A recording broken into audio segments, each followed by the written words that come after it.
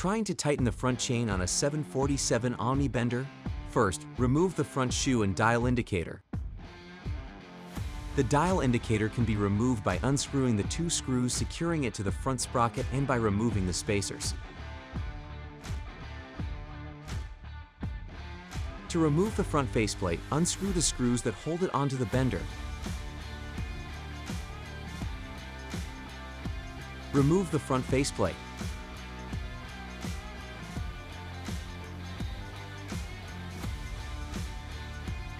To tighten the chain, use a 1/2 inch socket with an extension and a 1/2 inch drive impact wrench.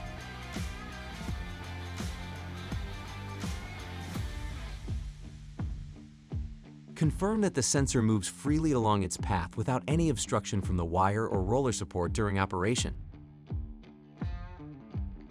Reattach the front faceplate by reinserting the screws.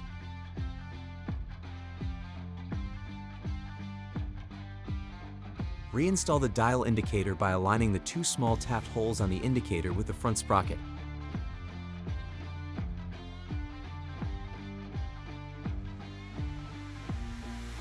Reinstall the screws and spacers by tightening them securely with an Allen wrench.